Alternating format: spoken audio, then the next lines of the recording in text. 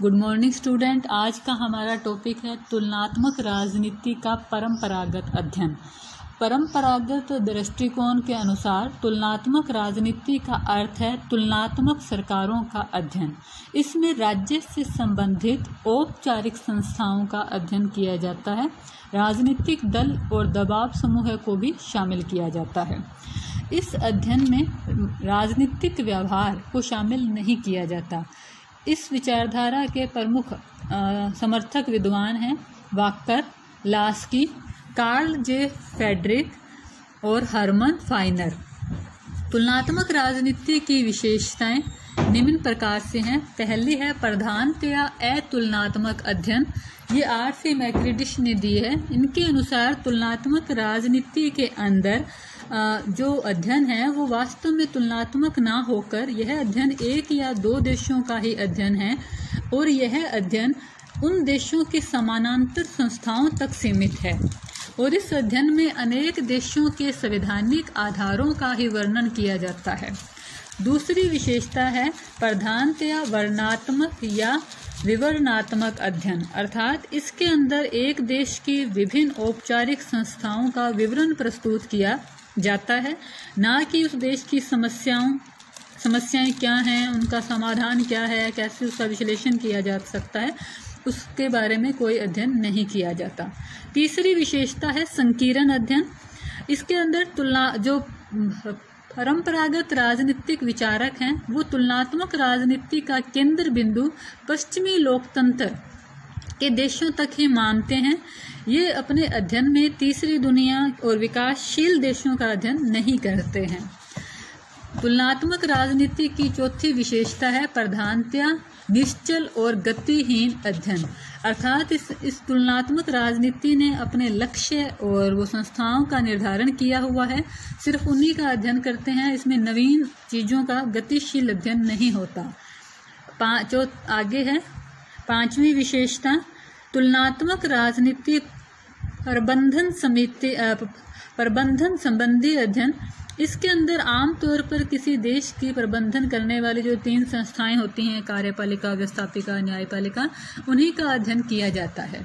मुख्यतः आदर्शवादी अध्ययन। आदर्शवाद का अर्थ है कि क्या होना चाहिए, मतलब पहले ही जो आदर्श है, वो लक्ष्य है, वो निर्धारित कर लिए जाते हैं और सिर्फ उन्हीं लक्ष्यों का अध्ययन किया जाता है।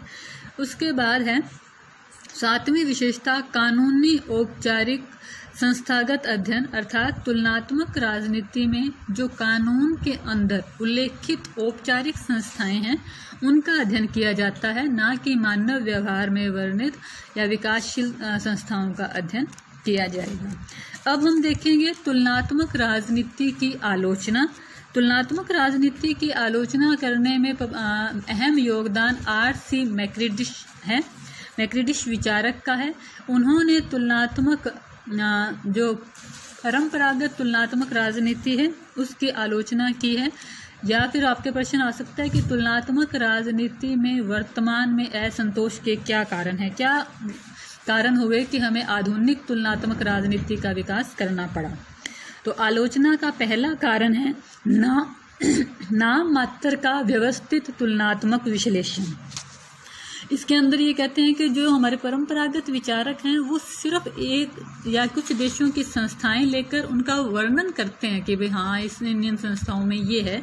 वास्तव में उसकी क्या समानताएं असमानताएं विश्लेषण है, जो तुलनात्मक स्वरूप है वो उन्होंने प्रस्तुत नहीं किया है।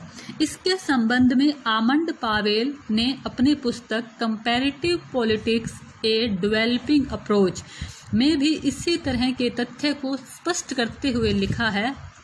परंपरागत तुलनात्मक राजनीति पृथक राजनीतिक संस्थाओं की विशिष्ट विशेषताओं पर प्रकाश डालने तक ही सीमित रही है और व्यवस्थित तुलनात्मक विश्लेषण नाम मात्र का है।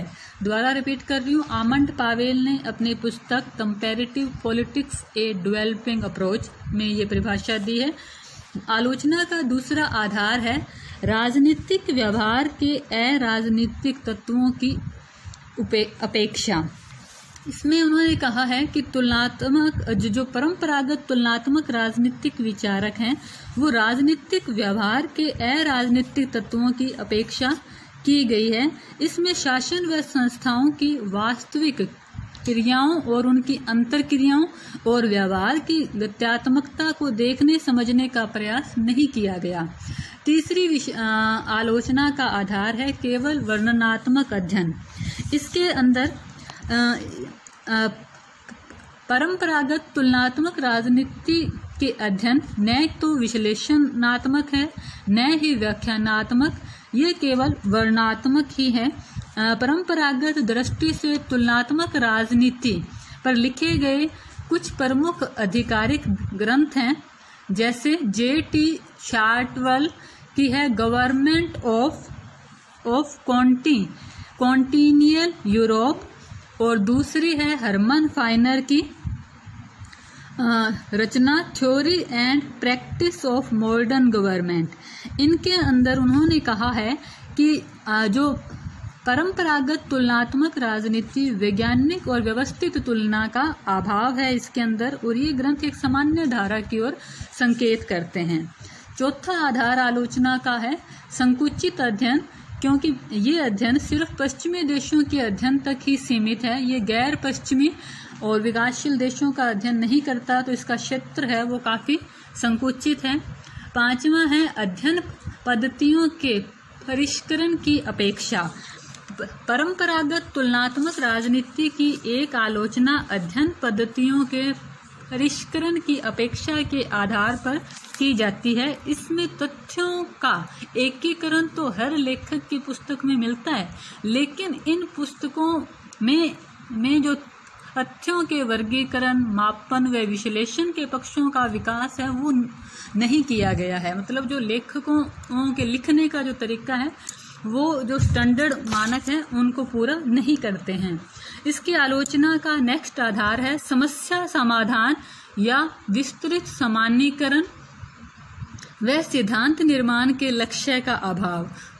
परंपरागत तुलनात्मक राजनीति अध्ययनों में समस्या समाधान या विस्तृत सामान्यीकरण या सिद्धांत निर्माण का लक्ष्य नहीं रखा गया है, अर्थात उनके विचारकों का कोई टारगेट या लक्ष्य है वो पहले से डिसाइड नहीं है, और यह एक संकुचित अध्ययन है। चौथा है वर्तमान क्रांतिकारी राजनीतिक परिवर्तनों के विश्लेषण में अपर्याप्त। इसमें परंपरागत तुलनात्मक राजनीतिक जो विचारक हैं, जो वर्तमान समय की नई वैज्ञानिक टेक्निक पद्धतियां हैं उनका प्रयोग नहीं करते, वह अपनी पुरानी जो विधियां हैं उन्हीं का प्रयोग करते हैं। इसके आधार पर इसकी आलोचना की जाती है।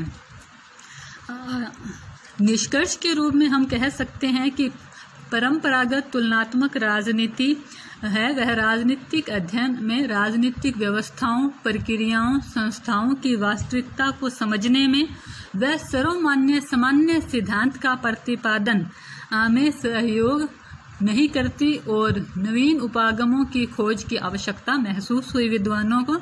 उसी के परिणाम स्वरूप तुलनात्मक राजनीति का आधुनिक दृष्टिकोण का विकास हुआ। धन्यवाद।